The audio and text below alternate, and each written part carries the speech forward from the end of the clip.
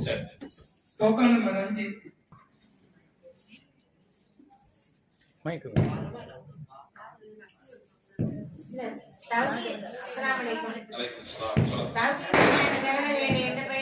பெண்களை போக வேண்டாம்னு சொல்றாங்களா? அது எதனால?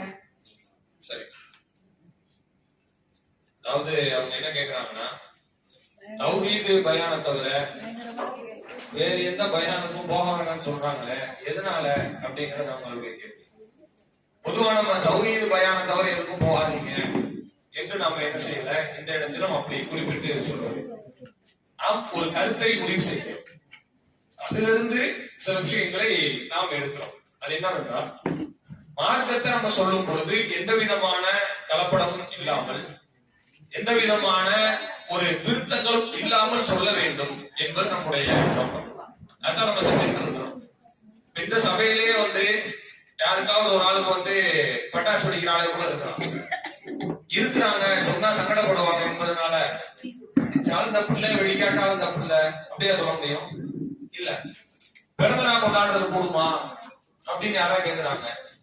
பிறந்த நாள் கொண்டாடுறவங்க 2 பேர் இருக்காங்களேன்றதுக்காக நான் அப்புறம் சொல்றேன் அப்படின்னா என்ன செய்ய முடியாது, சொல்ல முடியாது. அல்லது நீங்க சீக்கிரட்டா கொண்டாடிங்க என்றும் நம்மளால சொல்ல முடியாது. நம்ம என்ன செய்கிறோம், மார்க்கத்தை ஒளியுமறை வந்து சொல்ல வேண்டும் என்பது தௌஹீத் ஜமாத்தினுடைய கொடுப்பார். இப்ப மற்ற நபர்களை பொறுத்த வரைக்கும் நம்ம நன்றாக கவனிக்க வேண்டும். பொதுவாக நான் யாரையும் குற்றம் சுமத்துவதற்காக சொல்லவில்லை, பொதுவாக பொதுப்படையாக சொல்றேன். மார்க்கத்தை சொல்வதில் எது சரியானதோ அதை நாம யாருக்காகவும் தளர்த்த கூடாது. இதுல நம்ம ரொம்ப உறுதியா இருக்கும். கல்யாண காட்சி இது மாதிரி காரியங்கள்ல தௌஹீத் ஜமாத் ரொம்ப உறுதியாக இருப்பதற்கு காரணம் அதுதான். சில நேரங்களில் மனிதர்கள்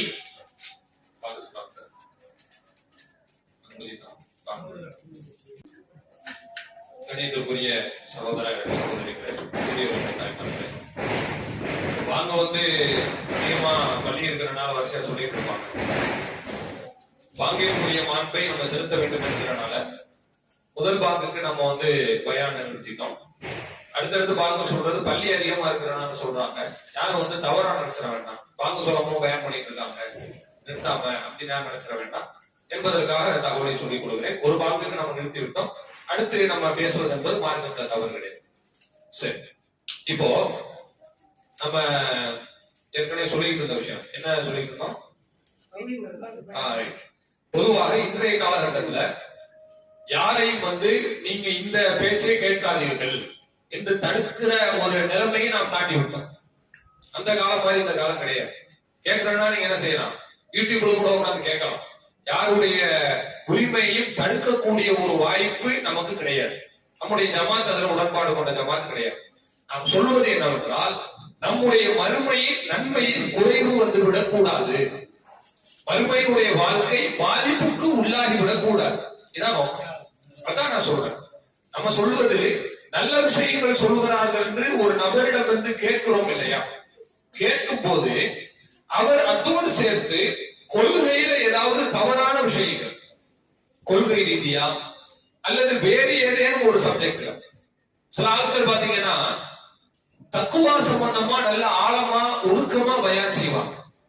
இறையச்சம் சம்பந்தமா உங்க பேச்ச கேட்டீங்கன்னா ரொம்ப நமக்கு ஒரு இறையச்சம் அதிகரிக்கிற வகையில இருக்கும்.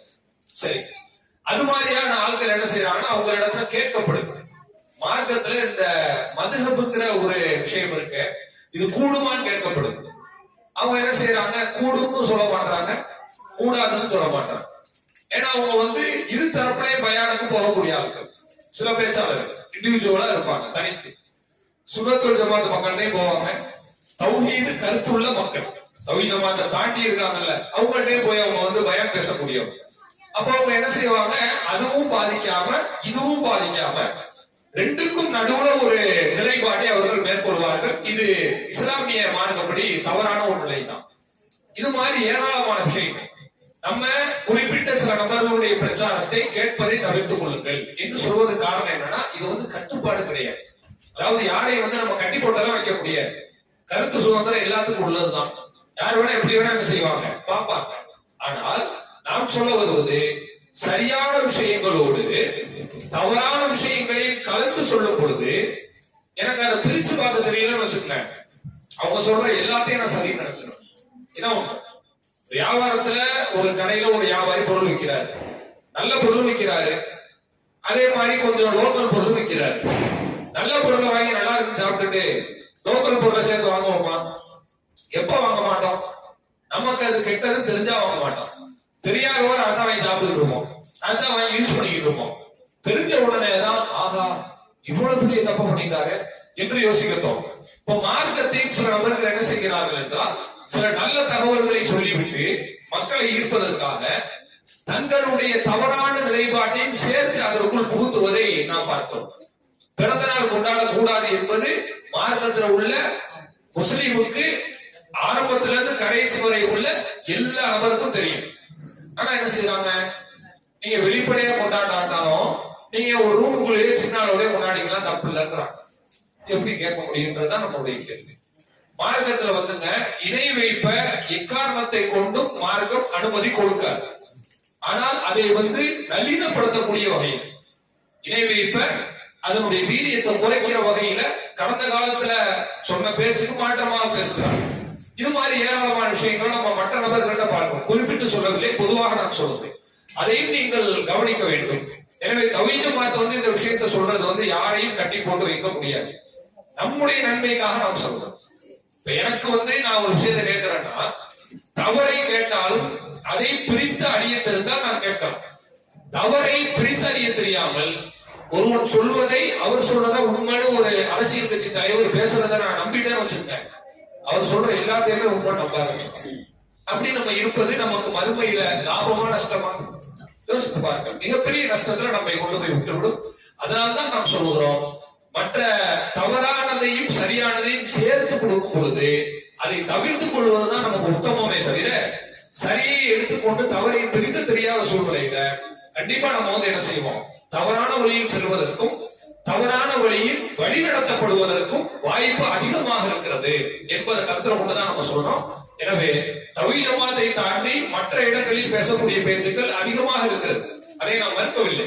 ஆனால் அது உங்களுக்கு நல்லதா தீயதா என்று பிரித்து அறிய முடியுமா என்கிற ஒரு உத்தரவாதம் உங்களுக்கு இருந்தால் தாராளமா என்ன செய்யலாம், நீங்க அதை கேட்கலாம்.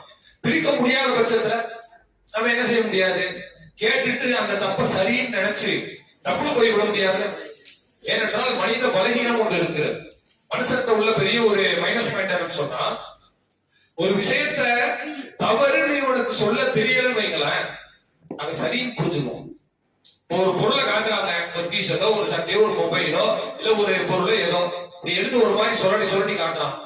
அதுல இருக்கிற மிஸ்டேக் உங்களுக்கு கண்டுபிடிக்க தெரியல. நம்ம என்ன நினைச்சிருவோம், சரியா தான் இருக்கும் போல அப்படின்னு நம்பிட்டு வருவோம் பாருங்க. அந்த மாதிரி மார்க்கத்தை நம்ம யாரிடத்திலும் பெற முடியாது, பெறக்கூடாது. அப்படி பெற்றால் மறுமையில் மிகப்பெரிய நஷ்டவாளியாக நாம் மாறிவிடுவோம். தெரிந்து கொண்டே அப்படி பெற்றால் மிகப்பெரிய நம்ம துர்பாக்கியசாலியாக மாறிவிடுவோம் என்பதை கவனத்தை வச்சு இது மாதிரி விஷயங்கள் யார் சரியையும் தவறையும் சேர்த்து கொடுக்கிறார்களோ கண்டிப்பா அவர்களை தவிர்த்துக் கொள்வதுதான் நம்முடைய மார்க்கத்திற்கும் நம்முடைய மறுமைக்கும் நல்லது என்பதை தான் தௌஹீத் ஜமாத் சொல்கிறோமே தவிர நம்ம யாரையும் டார்கெட் பண்ணி அப்படி எல்லாம் சொல்ல வேண்டிய அவசியம் நமக்கு இல்லை. பொதுவாக நாம் சொல்லுகிறோம், சரியும் தவறும் சேர்த்து உங்களுக்கு சொல்கிறார்களா அவர்களை தவிர்த்துக் கொள்வதுதான் மறுமை வாழ்க்கை.